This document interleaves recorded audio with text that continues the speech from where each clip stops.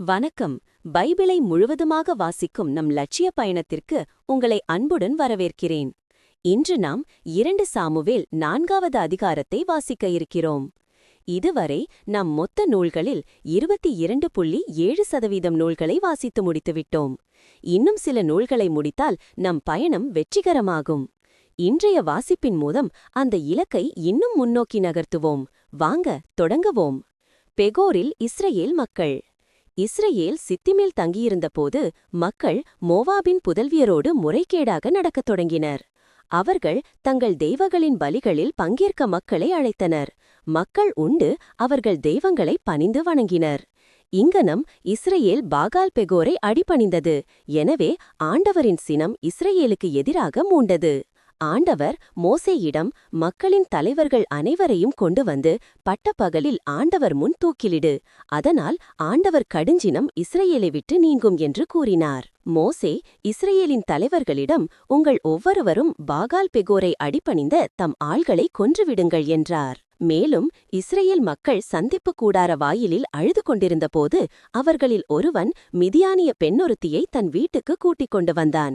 இது மோசேயின் பார்வையிலும் இஸ்ரயேல் மக்கள் கூட்டமைப்பிலுள்ள அனைவர் பார்வையிலும் நடந்தது.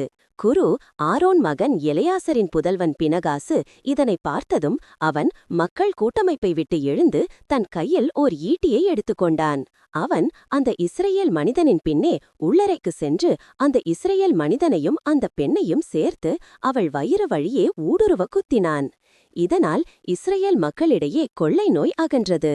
எனினும் அக்கொள்ளை நோயால் இறந்தோர் 24,000 பேர். ஆண்டவர் மோசேயிடம் கூறியது, குரு ஆரோன் மகன் எலெயாசரின் புதல்வன் பினகாசு இஸ்ரயேல் மக்களிடமிருந்து என் சினத்தை அகற்றிவிட்டான்.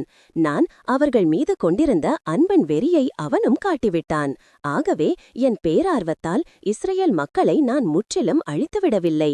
எனவே நீ சொல்ல வேண்டியது, இதோ என் நல்லுறவு உடன்படிக்கையை அவனுக்கு கொடுக்கிறேன். அது அவனுக்கும் அவனுக்குப் பின் அவன் வழித்தோன்றல்களுக்கும் நிலையான குருத்துவத்தின் உடன்படிக்கையாயிருக்கும்.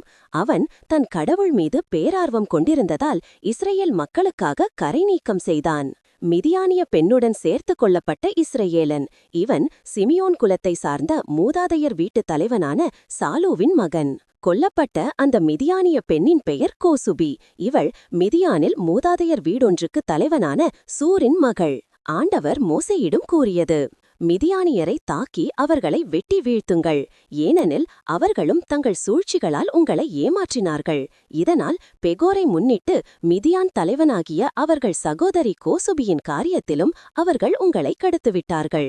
பெகோரை முன்னிட்டு ஏற்பட்ட கொள்ளை நோய் காலத்தில் அவள் கொல்லப்பட்டாள். நாம் 1189 அதிகாரங்களில் 270 அதிகாரங்களை நிறைவு செய்துவிட்டோம். இன்னும் சில அதிகாரங்களை வாசித்தால் முழு பைபிளையும் முடித்து விடுவோம். நாளை அடுத்த அதிகாரத்தை பார்க்க சந்திப்போம். நாள்தோறும் இந்த பயணத்தில் நீங்களும் பங்கேற்றால் பைபிளை முழுமையாக வாசித்து முடிப்போம். இது நம் வாழ்க்கையிலும் ஆன்மாவிலும் பெரிய மாற்றத்தை ஏற்படுத்தும். இந்த பயணம் உங்களுக்கு நம்பிக்கையையும் சமாதானத்தையும் கொடுத்தால் இந்த வீடியோவை லைக் செய்யவும் சப்ஸ்கிரைப் செய்யவும் மறக்க வேண்டாம்.